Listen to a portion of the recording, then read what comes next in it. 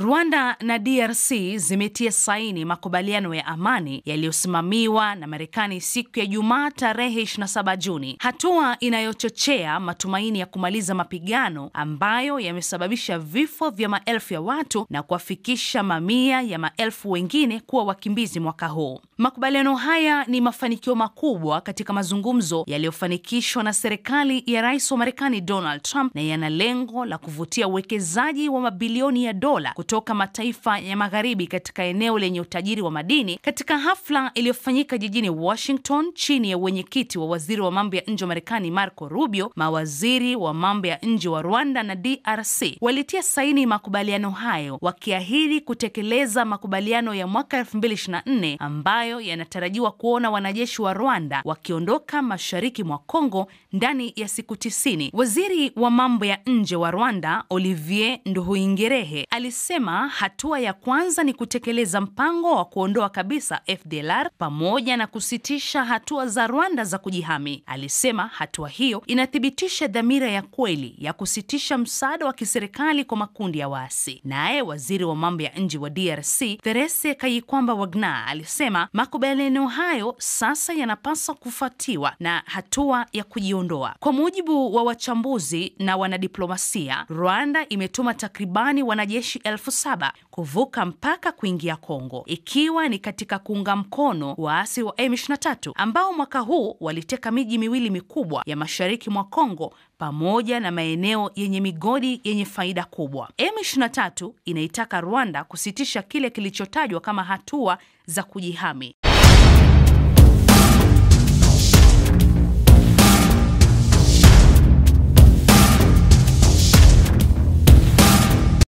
Matumaini yangu makubwa kwa mzima wa afya na karibu kuweza kusikiliza taarifa zetu za habari, msikilizaji wa Tanganyika FM kupitia Tanganyika TV. Jina langu ni Omari Makilele Ozil. Katika taarifa zetu hizi za habari tuanzie katika mji wa Baraka. Ni kwamba maoni yameanza kutolewa tofauti kutoka kwa malida na wachambuzi wa kisiasa katika maeneo haya ya Fizi Baraka kufuatia mikataba ya amani iliyosainiwa kati ya nchi mbili ikiwa DRC na Rwanda huko Marekani Ijumaa ya wiki tunayo. Mchumbe wa mkulima na Fatuma ameweza kuandalia Tanganyika FM kupitia Tanganyika TV ripoti ifuatayo. Ngandu Makangila ni mmoja kati ya wachambuzi wa masuala ya kisiasa katika eneo la Fizi Baraka. Hapa anatoa mtazamo wake kufuatia mikataba hiyo. Makubaliano kwanza na yapokea vizuri sababu inaahidi kama italeta amani kwetu, lakini tuchunge matokeo. Na alipoulizwa ni nchi gani kati ya Rwanda na Kongo ndiyo yenye faida zaidi kwenye mikataba hiyo, naye alijibu yafuatayo.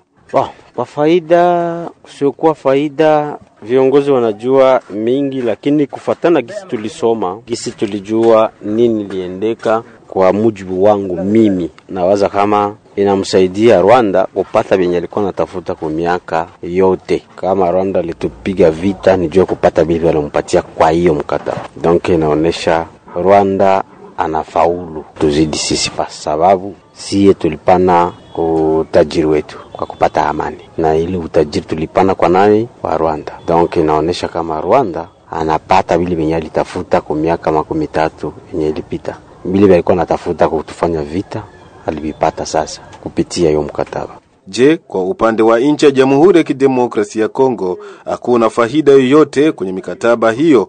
Ngandu Makangila anatoa ufafanuzi wake. Faida ni kwamba nchi yetu kupitia viongozi wetu, nchi ilionesha kama Rwanda ndio atatuletea amani, na tukimpatia vile kisi tulimpatia tutapata amani. Basi kwa kweli kama Rwanda atatupatia amani, njoo na sisi tuishi gisi wengine wanaishi. Kuko banafanya miaka hata 12 asikia kisira inalia kama anaishi ayaonaka soda. Sasa kama hiyo mkataba njoo tatuma na sisi tuishi kama wengine, tusisikie sira kulia, tusisikie fulani alikufa, tusisikie angusha ule. Kama hiyo mkataba itatutuma na sisi tuishi kama wengine, basi tuombe Mungu na sisi tupate ile usalama. Ni mikataba zaidi ya 5 ndiyo iliyosainiwa huko Marekani. Ni mkataba gani ambao ni mbaya zaidi kwa nchi ya Jamhuri ya Kidemokrasia ya Kongo? Mchambuzi huyo anatoa ufafanuzi wake. Kwa makubaliano yao kenye kibinafsi linisumbua zaidi maswala ya kuchangia uongozi wa vitu fulani. Kwa mfano, kuko parke zenye zitakuwa na kuwa jere na pei zote mbili. Kuko maminere zitatoka hapa kwetu zinakuwa traite kule Rwanda. Kibinafsi ningilipenda hivyo vyote vifanyike hapa kwetu. Donc kama ni raffinerie ya kutengeneza matière première ile strategique zifanyike pale Goma, zifanyike kama tetia Kishasa, watafanya ikue Kalemi. Kibinafsi mimi ningilipenda matière zetu zitoke hapa ziende Etats-Unis directement, hapana zipitie Rwanda. Rwanda na angaje watu pale, wanapata makazi zao, wakongomani wanabakia bila kazi, wanapeleka mali zao zenye Rwanda iko natafuta muda wa miaka mingi. Vivyo hivyo hapa mdadisi huyo wa masuala ya kisiasa anapendekeza mkataba mojawapo ambao pia ungewekwa ili iwe faida kwa nchi ya Jamhuri ya Kidemokrasia ya Kongo kwa baadaye. Mikataba yenye ningelipenda mimi ni kuepusha kwanza nchi serikali wala jeshi ya nchi nyingine isifike kwanza Kongo. Iwe ya Rwanda isingie Kongo, iwe ya Uganda isingie Kongo, iwe ya Tanzania isingie Kongo. Na ya zaidi sana ni Umarekani isaidie Kongo kujijenga kijeshi, sababu nchi na usalama wake ni jeshi kwa imara. Unajua mu relation internationale mission ya kabambi ya nchi ni kufanya vita kwa nchi zingine. Au besoin ile nchi uziko kote kwa sa province yako, na ile yote inaendana na nguvu yako ya kiserikali ya kijeshi. Etats-Unis ile kwa nguvu paske jeshi yake ni ya nguvu, hakuna maneno waweza kumchokoza. Na Etats-Unis kama ingependa kutusaidia zaidi, haingekuwa tu tuseme Rwanda minere itaenda, ingelipasha kutupatia vifaa na formation kwa jeshi yetu, juu nchi yetu nayo ikuwe parmi nchi imara yenye kila ingine nchi iogope kuichokoza. Hiyo ndio ingekuwa mchango yangu. Asante.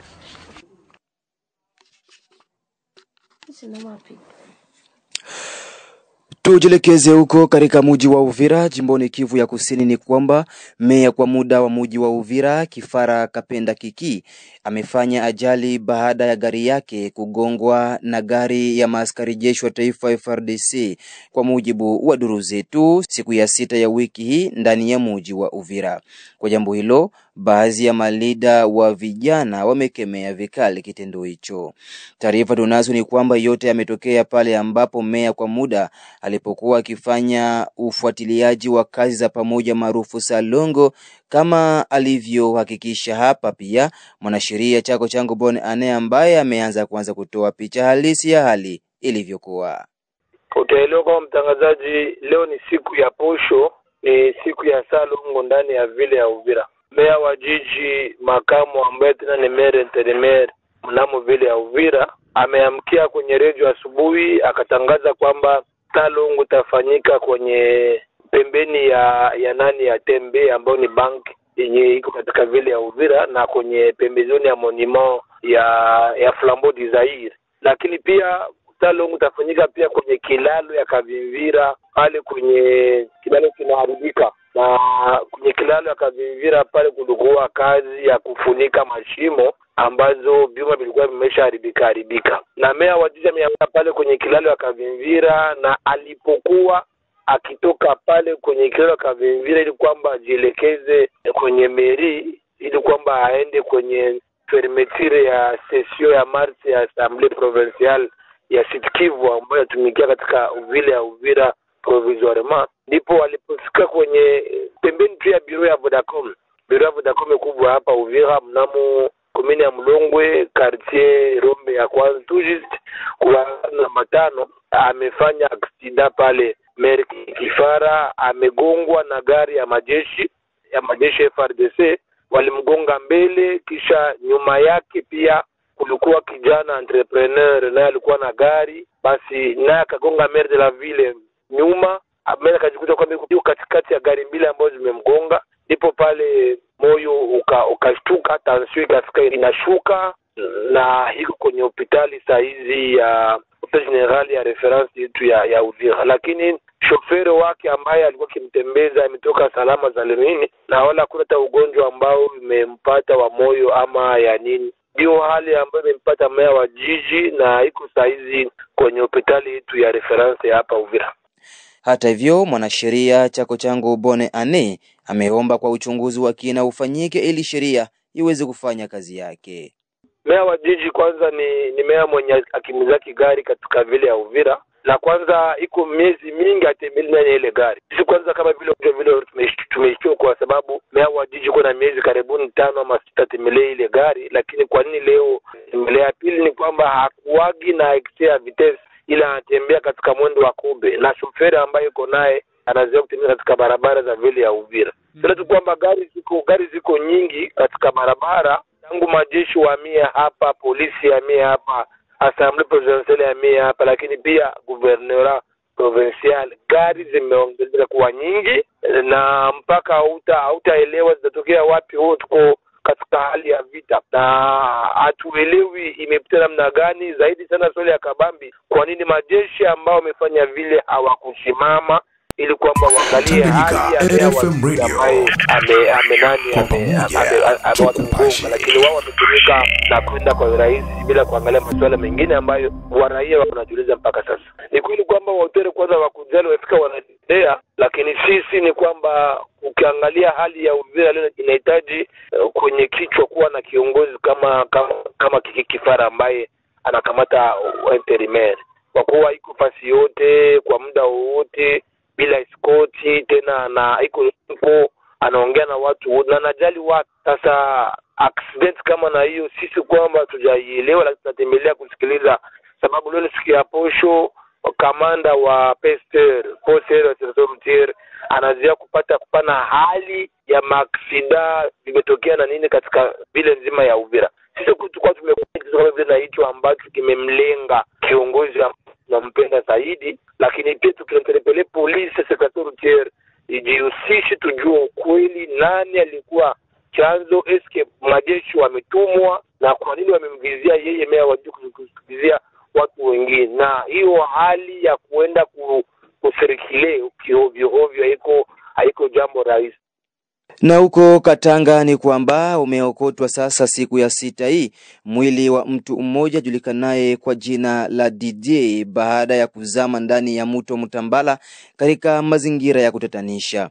Wakati ya kijiri, mkuu kiongozi wa eneo hilo la Katanga ametoa angalisho kwa wale wanaotumia kilewi cha kupindukia. Kwa mujibu wake, mkuu kiongozi wa kijiji hicho cha Katanga Bwana Mieno Matiabu Pierre amesema kuwa maremo amepotea tangu siku ya pili ya wiki tunayo katika mazingira ya kutatanisha. Hata hivyo ni siku ya posho ndipo mwili wake umeokotwa ukielea ndani ya maji ya mto Mtambala, kama alivyoeleza hapa kuna laini ya simu ya Tanganyika FM kupitia Tanganyika TV kutoka maeneo ya Katanga. Kwamba tulipata habari tangu asubuhi ya kwamba Katanga huku kumashamba ni alamba kulikufa mtu ambaye anaitwa Kike. Na hivi tulianza kutoka tangu asubuhi, wakati walikuwa wanasema kwamba hawana ile habari, yawezekana ilikuwa woga. Sasa hivi ndio tumeona sasa maiti ilikuwa imeelea kwenye maji. Tuko na vitengo vyote vya serikali hapa, tunaangalia namna gani maiti inaweza kufika Katanga kunyumba. Yaani hapa Mialamba na Katanga angalau kilometre 2. Kuna watu ambao wanasema kwamba alikuwa kutoka hapa Mialamba akaenda Vikombo kwa kutafuta namna gani anaweza kupata pombe, na wakati alikuja anarudia, na tangu Tanganyika FM Radio kwa pamoja tukupashe. Alikufa tangu siku ya pili mpaka saa hii mtu bado haonekana. Marehemu mwenyewe alikuwa mkaaji wa Kimanga, ndio kunyumba kwao, lakini huko alikuwa kumashamba kulima. Inawezekana baada ya kunywa pombe sana, kwa maana kuna fasi ambayo wanapita na mtumbu. Inawezekana mtumbu uliinuka na mtu akapoteza maisha. Kwanza kabisa ninaweza kusema watu wa Katanga vizuri, nilisema tangu awali kwamba tuko katika wakati mbaya, tuwajitulize sana. Pombe ziko zinakunyia za kila kalite, machupa za nini, na watu hawako wanajikontrole mfukunywe.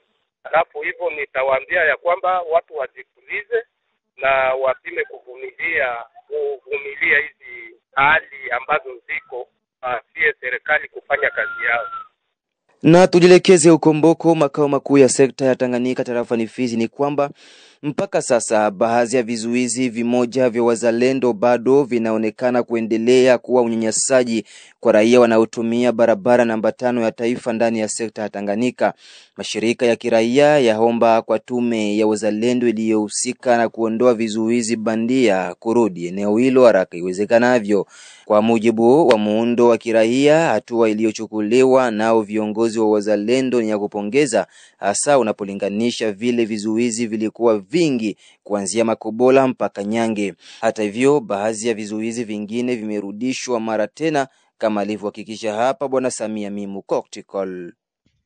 C'est vrai que barriere zimoja ndani ya sekta ya Tanganyika zilikwenda kuondolewa na bado zingine zinabaki.